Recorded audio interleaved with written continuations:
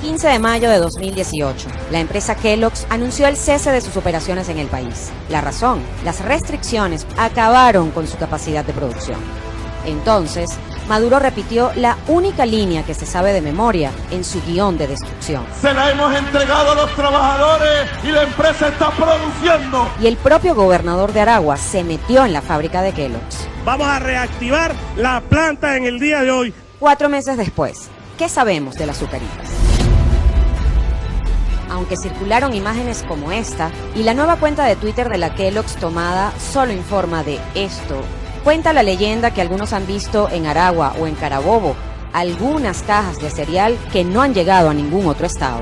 En Venezuela hay una sola verdad: empresa tomada, empresa arruinada.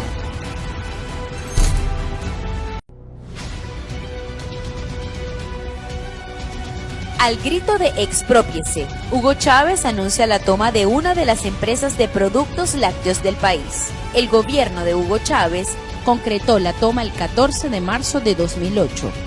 Aquí no se va a ir nadie, a menos que alguien se porte mal y empiece a tirar piedras. Y como era de esperarse, la producción bajó. No hay materia prima, y sus trabajadores fueron engañados por unas mejoras que nunca llegaron. Los trabajadores sin uniforme, se nos adeuda pasivos laborables. 10 años después de la expropiación y con la desaparición de sus productos de los anaqueles, los farsantes no se cansan de mentir. Fedecámara, Concecomercio y Venanción están detrás de la guerra económica contra el pueblo. Lácteos Los Andes es otra confirmación de que en Venezuela, empresa tomada, empresa arruinada.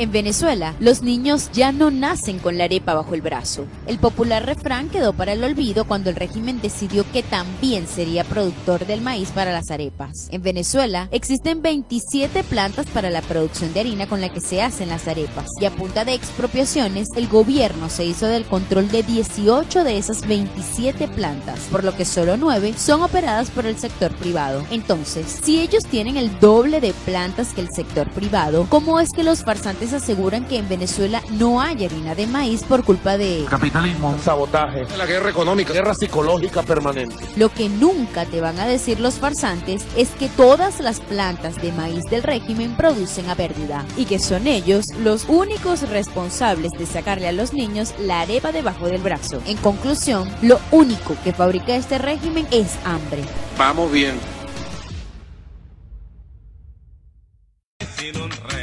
Al sur de Maracaibo se ubica Termozulia, proyecto que supuestamente independizaría al Zulia de la energía generada en el Bajo Caroní. Y vaya que lograron emancipar al Zulia, devolviéndolo a la prehistoria de vivir sin luz. Si el gobierno no ayuda al pueblo zuliano. Fue un proyecto que supuestamente le costó al país $40.000 millones. Sí, supuestamente, porque según investigaciones, solo en la construcción de Termozulia 4 se detectó un sobreprecio de 48%. Pero los farsantes han demostrado poca creatividad para poder justificarse. Comenzaron de nuevo los sabotajes. La única verdad es que compraron equipos usados y Termozulia opera hoy a 25% de su capacidad. Así que la próxima vez que te vengan con la excusa del saboteo, recuérdale a los farsantes que ellos son los culpables de someter al primer estado del país a vivir sin luz. Acabaron con la plata. 17 de enero de 2010, Hugo Chávez anuncia la expropiación forzosa de la cadena de automercados Éxito y Cada a nivel nacional. La cadena Éxito pasa a ser de la República. La toma de supermercados Cada se concretó en junio de 2010 luego de un acuerdo que le costó a los venezolanos $600 millones.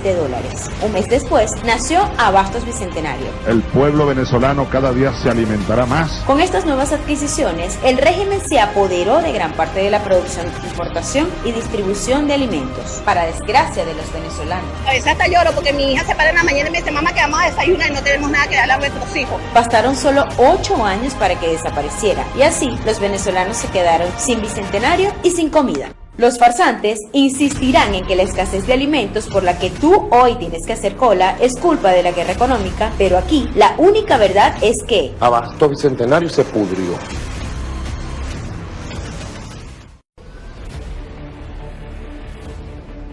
Hacienda El Charcote. En los 90 producía 1,25 millones de kilos de carne al año. Expropiada en 2004, para mayo de 2009 la hacienda no producía ni una res. Expropiación de fincas al sur del lago. ¿Quién no recuerda a Juan Carlos Loyo con el arma en su cintura tomando 47 fincas en el sur del lago de Maracaibo? Tan solo 9 meses después del show, la producción de carne había caído 25%. Hato Piñero. Para el momento de su expropiación se entregaron 13.000 cabezas de ganado. 5 años después, ni siquiera le habían pagado el hato a sus dueños.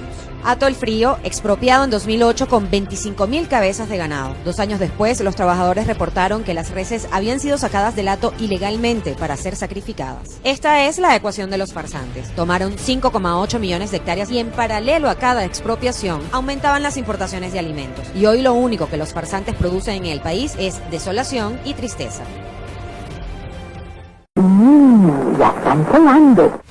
¿Quién no se acuerda de este comercial? El Café Fama de América, con más de 100 años de tradición en el país, se convirtió en un recuerdo lejano cuando en el año 2010 fue expropiada. Y aplicamos desde este momento la medida de ocupación temporal. Y no hay que ser adivino para saber qué pasó con Fama de América. En 2017 no producían ni 600.000 kilos de café, cuando antes producían 12.000 toneladas. Con la misma suerte corrió Café Madrid. En mayo de este año solo produjeron 7.749 kilos. La empresa está en quiebra. Los venezolanos temblamos cada vez que escuchamos a los farsantes decir: ¡vamos a expropiar!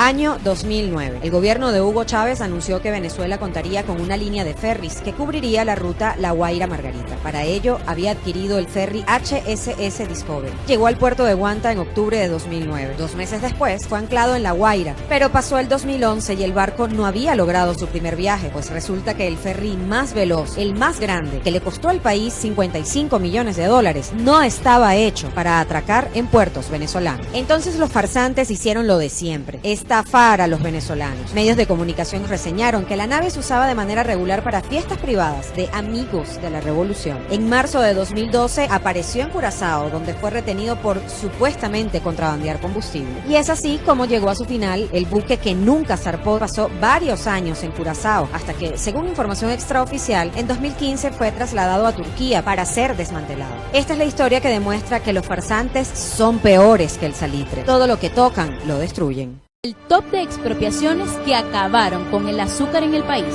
4.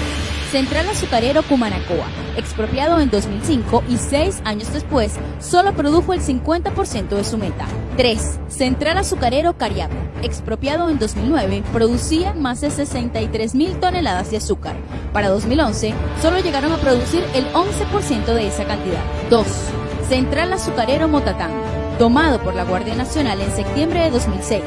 6 años después, producían menos del 10% de la capacidad instalada de la planta. 1. El caso más emblemático es el famoso Complejo Agroindustrial Azucarero Ezequiel Zamora. Procesaría el 20% de la demanda de azúcar en el país y a duras penas arrancó en 2011. Hoy está prácticamente en ruinas. Así fue como Venezuela pasó de ser un país dulcito al amargo de los farsantes que hoy apenas producen el 28% de la demanda del país. Guía rápida para entender por qué en Venezuela no hay leche. Vamos desde el comienzo. Cuando en el año 2001 entró en vigencia la ley de tierras, se inició el proceso de expropiaciones en Venezuela. Hatos y haciendas productores de leche fueron tomados. No alcanzarían los capítulos de esta serie para demostrar con ejemplos cómo cada expropiación se tradujo en escasez y desabastecimiento. Un caso emblemático es el de la Hacienda Bolívar. Tomada en el año 2010, producía 5.000 litros de leche y así se encuentra hoy. Escasamente se producirán unos 400 litros de leche. La destrucción de los farsantes es tal que hoy hay niños venezolanos que ni siquiera han probado la leche en su país. O sea, tu niño nunca probó la leche. No, la probó aquí. Pero los farsantes creen que pueden seguir engañando a los venezolanos, que desde las colas para comprar comida se preguntan: ¿dónde están las empresas del Estado que expropiaron y las mercancías de ellos no están? Así es, y aunque muchos venezolanos ya no les creen, este video es para aquellos que todavía confían en que con los farsantes podrán conseguir al menos un vasito de leche. Año 2008. Los farsantes venían rondando a las cementeras Holcim, Lafarge y Cemex. Que no se llegó a un acuerdo con Cemex, le dije, bueno, tomemos las plantas, pues. Y así fue. Uno de estos farsantes, que hoy pretende pasar agachado como responsable de la destrucción del país, hizo el mandado. Se fueron a medianoche a la planta de Cemex en Anzoátegui. Esperaron a que el reloj marcara las 12 de la medianoche. Y se acabó Cemex. La toma de Cemex le costó a los venezolanos 750 del 90% de la producción en el país, y ya para 2015 se produjo 41% menos cemento que en 2007. Y el cemento queda en manos de los ladrones. Los farsantes que amenazaron, tomaron y destruyeron ahora son los jefes de la mafia que decide cómo, a quién y a cuánto se vende el saco de cemento en el país. Esta es la triste historia de 3 empresas que fueron pulverizadas como el cemento.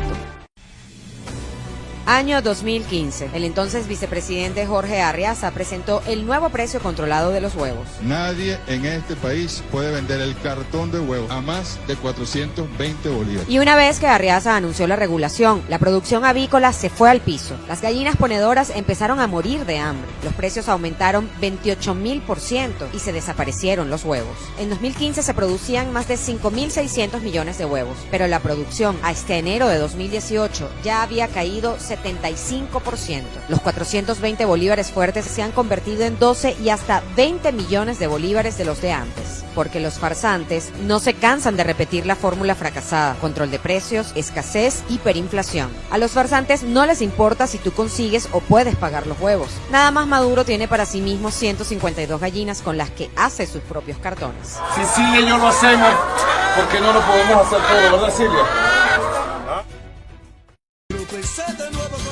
Este es un breve recuento de las primeras piedras con las que los farsantes han hecho tropezar a todo un pueblo. La construcción del tercer puente sobre el río Orinoco trae el desarrollo social y económico al sur de Venezuela. Esta obra se inicia con la colocación de la piedra fundacional en el marco del anuncio de la revolución petroquímica efectuada por el presidente Hugo Chávez Fría. El aeropuerto internacional tiene que sembrarse aquí para contribuir poderosamente al desarrollo integral. 19 de noviembre de 2006 fue colocada esta piedra fundacional en una transmisión con el presidente Chávez. Ahí está la piedra y el monte, que es nuevo. Tropecé de nuevo con la misma piedra.